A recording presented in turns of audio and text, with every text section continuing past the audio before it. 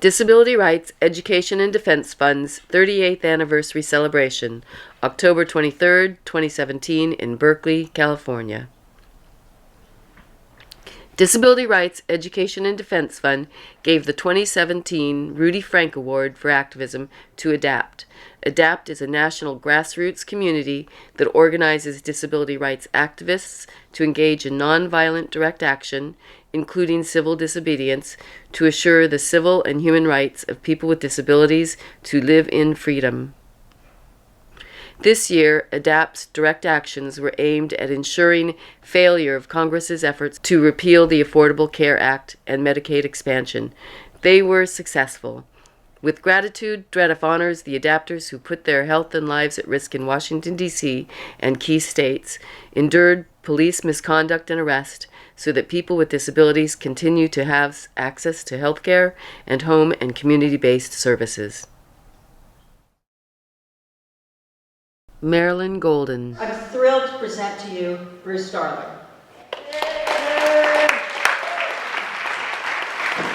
Marilyn Golden, a wheelchair user on stage in front of a red and white banner with DREDF's name. Bruce Darling walks onto the stage as Marilyn walks off. Lawrence Carter Long, in a gold lame jacket, lifts the mic. Bruce Darling. Okay, so I'm completely off script immediately, so whoever took less than 4 seconds in the pool won. It's an honor to be on the stage with Marilyn Golden, my personal hero since like 1985, and the apparent reincarnation of Elvis. I have to say this was one of those things I never expected to incur in my life, but yay. All right, so a little more seriously. Thank you. Many of us carried the ADAPT banner and fought the repeal of Obamacare and the Medicaid cuts. So when we recognize ADAPT for saving health care, that's an acknowledgement of the work we all have done. And I really want to reinforce that. It's the work we all have done. And it was amazing work. Following the arrests in McConnell's office, our community sustained a level of direct action over time and geography that had never before been achieved. It was awesome to watch and be a part of. Some of our community put their bodies on the line, literally. We were assaulted, injured, and jailed. But the images of disabled Americans being dragged away by police, thrown on the ground, and dumped out of their wheelchairs were visceral.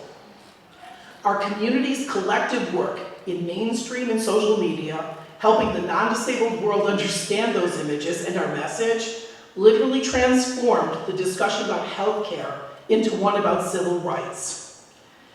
It was a great victory, but the events of this year have the potential to change so much more. So it seems that progressives have generally assumed that when supporting disability rights, it was some form of charity. So when ADAPT pushed Democrats and Democratic leadership to support our cause and our legislation, the Disability Integration Act, we were frequently told, we were frequently told the disability community didn't raise enough money or wasn't a strong enough voting bloc to matter. We were told this. We didn't contribute, what does that sound like, Marilyn? So we didn't deserve the support. We can see the impact of that. Democrats feel comfortable co-sponsoring H.R. 620, a bill that undercuts the ADA, and freely ignore our request that they co-sponsor the Disability Integration Act, a bill that ensures our freedom. So I'd like to point out that although we talk about disability rights are bipartisan, the opposition to disability rights is also bipartisan. But things changed this year when we, and I underscore we, saved healthcare. We aren't asking for charity anymore. Our protests have demonstrated that we can and do contribute, and we can leverage that success. So, as a gay man, I understand this firsthand. Okay, so for more years than I can remember, the LGBTQ community was a stepchild to the Democrats. We dutifully donated to a party whose members routinely assured us they wouldn't ask, expected us not to tell, and publicly opposed our right to marry. That only changed when the LGBTQ community demanded respect and support. The disability community can do the same damn thing. And frankly, California is the perfect place to make this happen. With 2 Democratic senators and 39 Democrats in the House, including the minority leader, there are still only 4 Democrats co-sponsoring the Disability Integration Act. And worse, California has 6 Democrats co-sponsoring HR 620, a bill whose name I refuse to learn. Would the LGBTQ community accept that? Absolutely not. And neither should the disability community, or the multitude of communities within the disability community. With our collective victory in saving Obamacare, we have the moral high ground. Let's use it.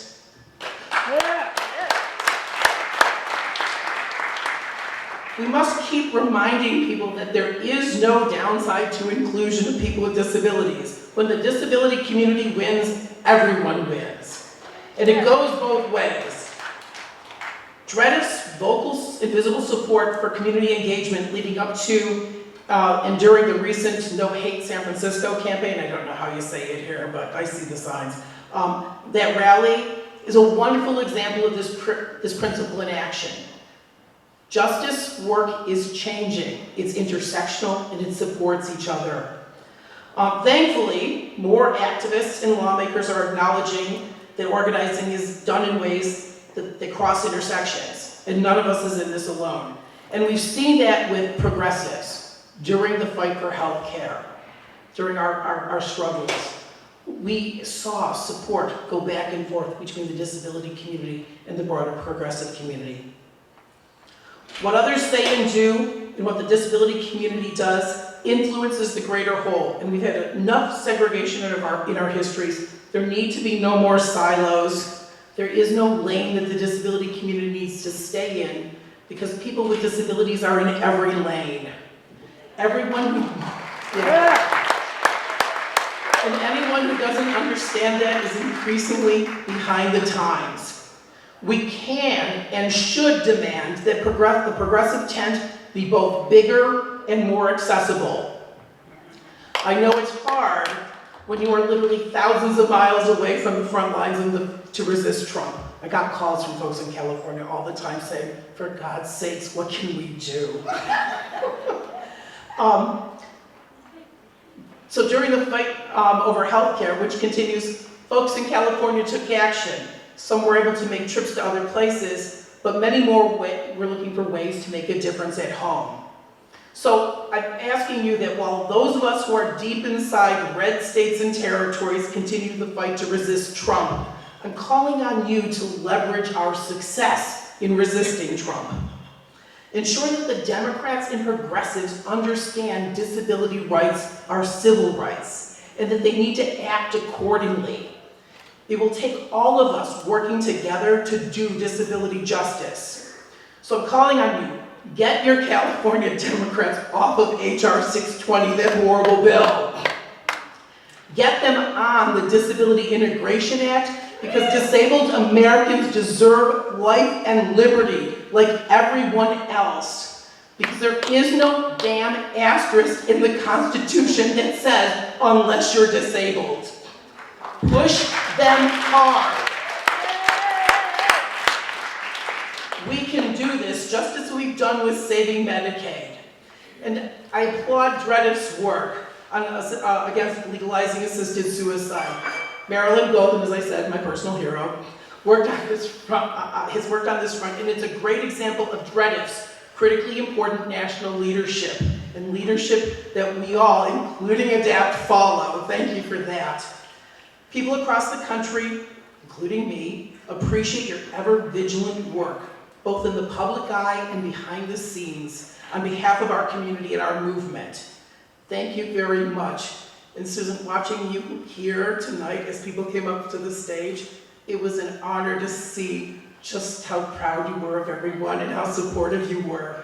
I wish everyone could have seen your face while folks were talking. So thank you for, yes, absolutely, Susan. So thank you for everything you're doing, and finally, thank you for recognizing ADAPT this evening. It is truly an honor to be here. Thank you.